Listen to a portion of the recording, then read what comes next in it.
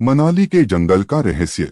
यह कहानी मनाली की खूबसूरत पहाड़ियों में बसे एक जंगल की है, जहां चार दोस्त एक पिकनिक के लिए गए थे, लेकिन वे नहीं जानते थे कि उनके सामने आने वाली घटनाएं उनकी जिंदगी को हमेशा के लिए बदल देंगी। चरित्र परिचय। आर्यन पृष्ठभूमि दिल्ली से पढ़ाई में तेज और साहसी ताकत समस्या का हल निकालने में माहिर कमजोरी जल्दी गुस्सा हो जाता है। रिया पृष्ठभूमि कोलकाता से कला में रुचि रखने वाली और संवेदनशील ताकत दूसरों की भावनाओं को समझने में सक्षम कमजोरी अंधेरे से डरती है। समीर पृष्ठभूमि मुंबई से खेलों में रुचि रखने वाला और मस्तमौला ताकत शारीरिक रूप से फिट और तेज कमजोरी गंभीर परिस्थितियों में घबराहट हो जाती है। लीना पृष्ठभूमि चेन्नई से विज्ञान में गहरी रुचि रखने वाली और तार्किक ताकत तर्कसंगत सोच और समस्या को हल करने की क्षमता।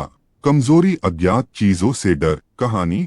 साल 2007 का वक्त था जब आर्यन, रिया, समीर और लीना ने मनाली के जंगल में पिकनिक मनाने का फैसला किया। वे अपने स्कूल की परीक्षा खत्म होने के बाद थोड़ा आराम करना चाहते थे। चारों दोस्त अपने अपने घरों से कुछ खाने पीने का सामान लेकर जंगल की ओर चल पड़े। जंगल में घुसते ही उन्हें एक अजीब सी ठंडक महसूस हुई। पहले तो उन्होंने इसे नजरअंदाज किया, लेकिन जैसे जैसे वे अंदर गए अजीब सी आवाजें सुनाई देने लगीं। आर्यन ने हिम्मत दिखाते हुए आगे बढ़ने का निर्णय लिया, जबकि रिया थोड़ा सहमी हुई थी।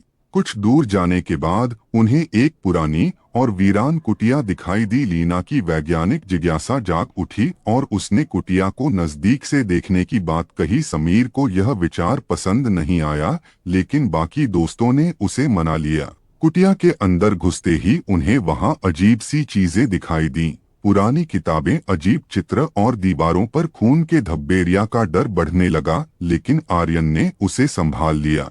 तभी एक जोरदार चीख की आवाज आई। चारों दोस्त डर के मारे सन्न रह गए। समीर ने भागने का सुझाव दिया, लेकिन लीना ने कहा कि हमें इस रहस्य को सुलझाना चाहिए। आर्यन ने भी लीना की बात मानी और चारों ने कुटिया का और गहन निरीक्षण शुरू किया। अज्ञात ताकत से सामना। जैसे ही उन्होंने एक पुरानी किताब खोली, एक अदृश्य ताकत ने उन पर हमला कर दिया। आर्यन ने हिम्मत से उसका मुकाबला किया, लेकिन वह शक्तिशाली थी। रिया ने अपनी कला से उस शक्ति को शांत करने की कोशिश की, लेकिन असफल रही। लीना ने तर्कसंगत ढंग से सोचना शुरू किया और उसे महसूस हुआ कि इस ताकत का संबंध इस कुटिया में पाई गई किताब से है। उसने किताब को जलाने का सुझाव दिया, लेकिन जैसे ही वे ऐसा करने लगे, उस ताकत ने और जोरदार हमला कर दिया। समीर, जो पहले घबराया हुआ था, ने अपने खेल कौशल का उपयोग करके दोस्तों को बचाया। वे किसी तरह भागने में सफल हुए, लेकिन कुटिया के बाहर आते ही उन्हें एहसास हुआ कि वे जंगल में खो चुके हैं।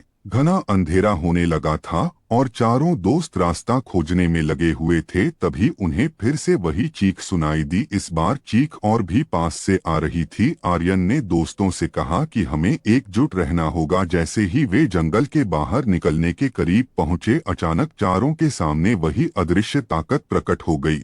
उसने कहा, तुम मेरे राज को जान गए हो, अब तुम्हें इसके साथ ही रहना होगा। अचानक चारों के ऊपर अंधेरा छा गया और उन्हें एक भयंकर चीख सुनाई दी। क्या वे इस जंगल से बाहर निकल पाए? क्या वे उस अदृश्य ताकत का सामना कर सके? इसका जवाब कोई नहीं जानता। कहानी का अंत यही होता है, लेकिन यह सवाल छोड़ जाती है, क्या चारों दोस्त कभी इस जंगल से बाहर निकल पाए? क्या वे उस अदृश्य ताकत का सामना कर सके? यह रहस्य हमेशा के लिए अज्ञात ही रहेगा।